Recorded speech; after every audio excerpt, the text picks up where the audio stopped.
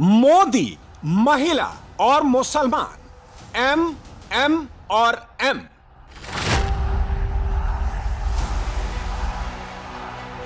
इस triple M factor में एक और एम जुड़ गया है। बिहार का चौथा एम है मनी यानी पैसा।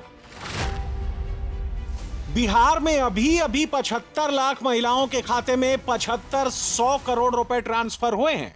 जी हां, 75 अरब रुपए। गरीब बिहार में 7500 करोड़ का डायरेक्ट अकाउंट ट्रांसफर हुआ है।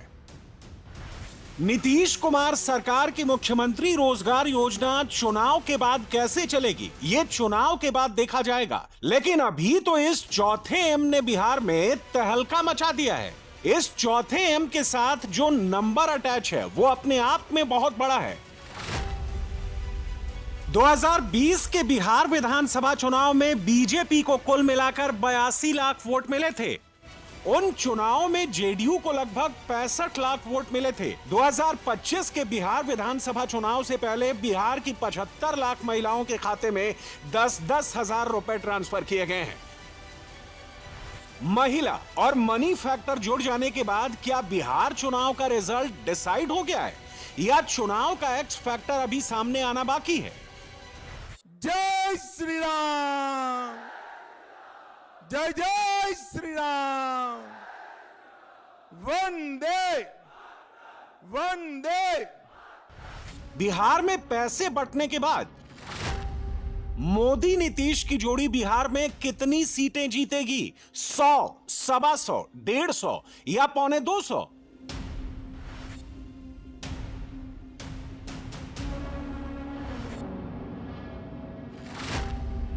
तेजस्वी और राहुल की जोड़ी बिहार में कितनी सीटें जीतेगी? 125, 100, 75 या 50?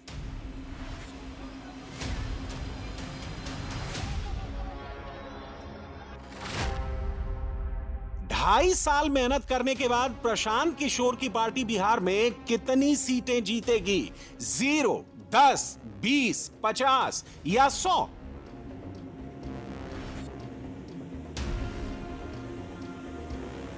चुनाव से 1.5 महीना पहले हैदराबाद से बिहार के सीमांचल में घूम रहे असदुद्दीन ओवैसी क्या फिर से तेजस्वी का रास्ता रोक देंगे? बिहार का चुनाव धीरे धीरे राइट टर्न लेने लगा है। मोदी के सबसे भरोसेमंद लेफ्टिनेंट और देश के गृह मंत्री अमित शाह ने बिहार में एनडीए के लिए 160 सीटों का टारगेट सेट कर दिया है। ये चुनाव देश को मजबूत करने का चुनाव है, मोदी जी को मजबूत करने का चुनाव है। मुझे बताओ मेरे कार्यकर्ता भाइयों बहनों, यहां लगभग काफी सीटें हम जीते हैं, मगर इससे 160 का आंकड़ा नहीं बनता। हर जिला अपनी सीट बढ़ाएगा क्या? जोर से बोलो, बढ़ाएंगे?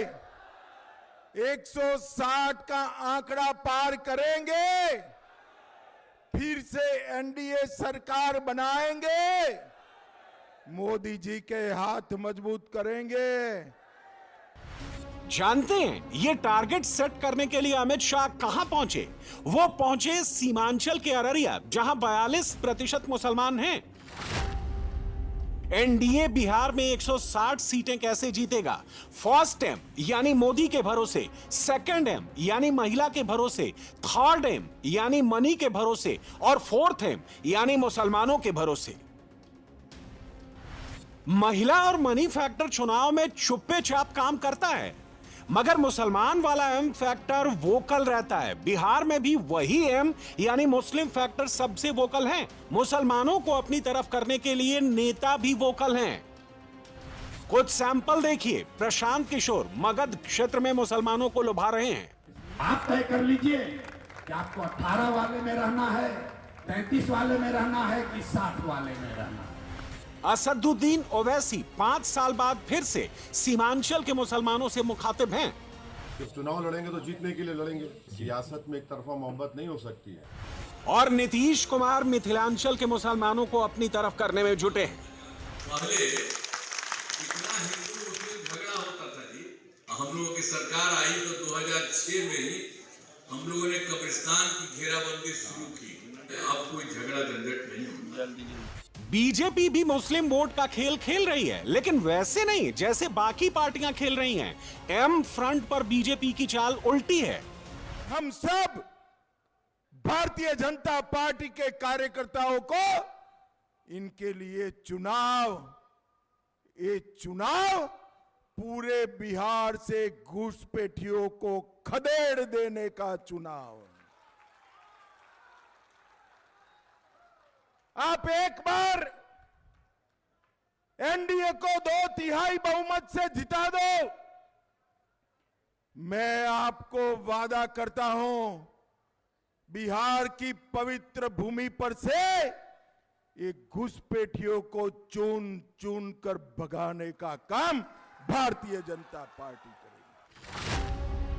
बिहार का सबसे बड़ा वोट बैंक है एम और सबसे बड़ी जाति है वाई। एम यानी मुसलमान, वाई यानी यादव। करीब 18% मुसलमान और 14% यादव मिलकर एम प्लस वाई बनता है। लालू यादव ने यह अलायंस 1990 में बनाया था।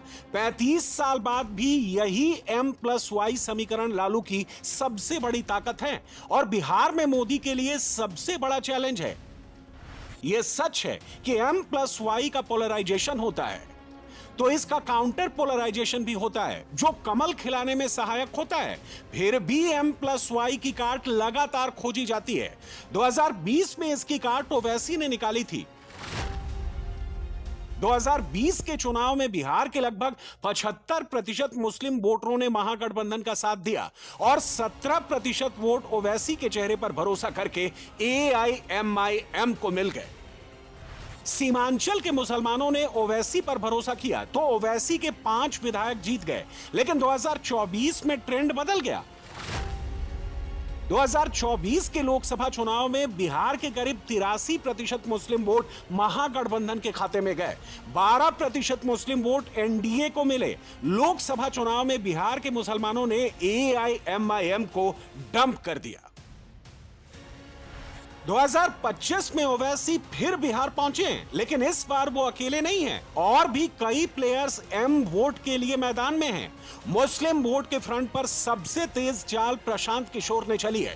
प्रशांत किशोर ने आरजेडी के सामने एक चारा फेंका है, हम तुम्हारे मुस्लिम कैंडिडेट के खिलाफ मुस्लिम कैंडिडेट नहीं उतारेंगे, तुम हमारे मुस्लिम कैंडिडेट के खिलाफ कैंडिडेट मत उतारो। मैंने ये कहा है कि अपने आप को मुसलमानों के रहनुमा कहना, जो दल अपने आप को मुसलमानों का रहनुमा बताते हैं, अगर उनको मुसलमानों की इतनी ही चिंता है तो जन सुराज अपनी ओर से घोषणा कर रहा है कि जहां पर वो मुसलमानों को टिकट देंगे वहां पर जन सुराज मुसलमान नहीं लड़ाएगा। वो भी अब ये घोषणा कर दें कि जहां पर जन सुराज मुसलमान लड़ाएगा वो भी मुसलमान को नहीं लड़ाएंगे। अगर उनको भाजपा को हराने की इतनी चिंता है तो ये घोषणा करके देख लें, वो नहीं करने वाले हैं। प्रशांत किशोर को यह पता है कि यह नहीं होने वाला है। ऑफर करने से पहले ही उनको मालूम था कि आरजेडी इसे भाव नहीं देगी। लालू की पार्टी के लिए यह दोहरी तलवार है, ऑफर मानो तो घाटा, ना मानो तो घाटा। प्रशांत किशोर मुसलमानों को एक और फॉर्मूला दे रहे हैं, 60-40 का फॉर्मूला। पूरे देश में 80% हिंदू रहता है और भाजपा को वोट कितना मिला? करीब करीब 40%। इसका मतलब है कि इस देश में आज भी आधे से ज्यादा हिंदू भाजपा से इत्तेफाक नहीं रखता है, भाजपा को वोट नहीं देता है। ओवैसी साहब कह रहे हैं कि सारे मुसलमानों को एकजुट होना है, सारे मुसलमान एकजुट होकर अपना भला कर सकते हैं। तो अगर एक बार को तकरीर के लिए आपने ओवैसी साहब की बात मान ली, सारे मुसलमान इकट्ठा हो गए, तो आपके पास वोट हुआ 18%। 18% से तो आप चुनाव जीत नहीं सकते हैं। अगर आपने लालू जी की, राजद की, महागठबंधन की बात मान ली और एमवाई समीकरण में आ गए तो 18% आप, 15% यादव जोड़कर आप हुए 33%। जीत भी सकते हैं, हार भी सकते हैं। और इन दोनों के बाद जन सुराज की विचारधारा देख लीजिए, 40% गांधी, अंबेडकर, कम्युनिस्ट और समाजवाद को मानने वाले हिंदुओं के साथ अगर 20% आप जुड़ गए तो आप हो गए 60। तो आप तय कर लीजिए कि आपको 18 वाले में रहना है, 33 वाले में रहना है कि 60 वाले में रहना है। पीके के इन दो फॉर्मूलों का असर समझिए। आरजेडी कमजोर होगी क्योंकि मुस्लिम वोट का एक हिस्सा कंफ्यूज होकर खिसक सकता है। जेडीयू बीजेपी का संतुलन बिगड़ेगा क्योंकि अति पिछड़े और दलितों में सेंध लग सकती है। तीसरी ताकत के रूप में जन स्वराज उभरेगा जो कि गठबंधन की राजनीति को नया मोड़ देगा।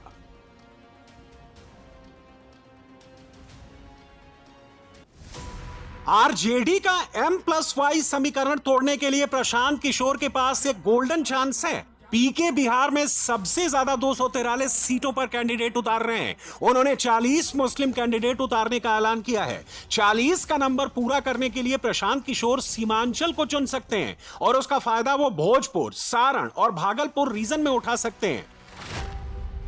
बिहार के रीजन वाइज देखें तो सीमांचल के मुस्लिम बहुल इलाके में जन स्वराज की स्थिति कमजोर है। बिहार का तिरहुत एनडीए का गढ़ है, वहां भी जन स्वराज कमजोर है। दरभंगा में M+Y 30% हैं, यहां भी प्रशांत किशोर पैठ नहीं बना पाए हैं। भोजपुर रीजन में मुसलमान 10% के करीब हैं, लेकिन यहां जन स्वराज की स्थिति मजबूत है, इसलिए यहां मुस्लिम वोट उसके साथ अटैच हो सकता है। इसी तरह सारण रीजन में 15% मुसलमान हैं, वहां जन स्वराज पार्टी उभर रही है। भागलपुर रीजन में 15% से ज्यादा मुसलमान हैं, यहां भी अच्छे कैंडिडेट होने पर जन स्वराज का चांस बन सकता है। 2022 की जातीय जनगणना के हिसाब से बिहार में मुसलमानों की आबादी 17.70% है। इसमें अशरफ या अगड़े मुसलमान 4.81% हैं। पिछड़े मुसलमान यानी अजलाफ की आबादी 2.29% है। अति पिछड़े यानी अर्जाल या पसमानदा मुसलमान करीब 10.60% हैं। बिहार की 36.01% अति पिछड़ा आबादी में दरअसल हिंदू और अति पिछड़ा जातियां 25.41% ही हैं। बाकी 10.60% अति पिछड़े मुसलमान हैं।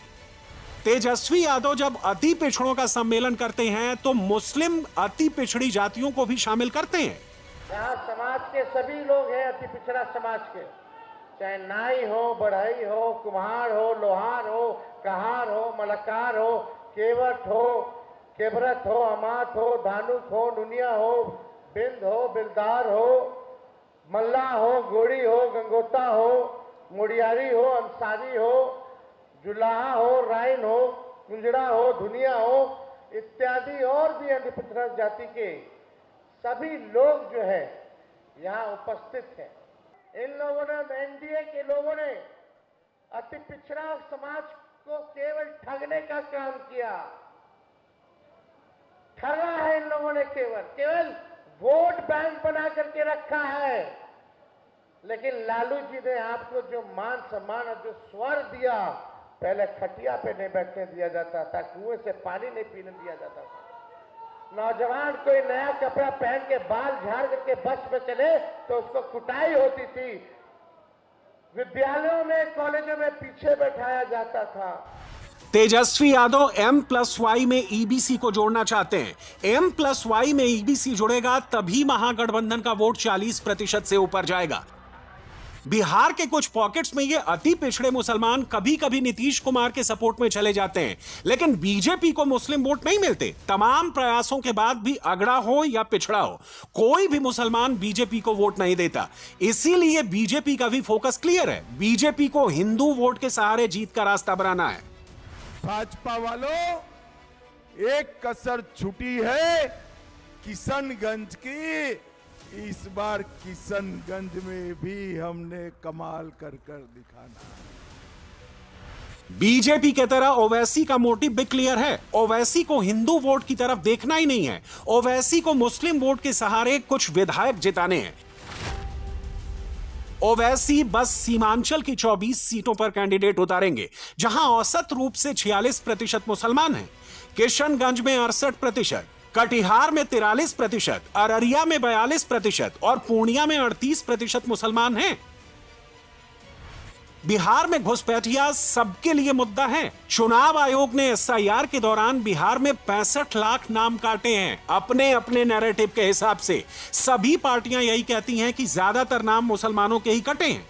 प्रधानमंत्री आए यहाँ पर घुसपैठी का जिक्र कर दिए, यहाँ पर ज़्यादा आबादी बढ़ रही है।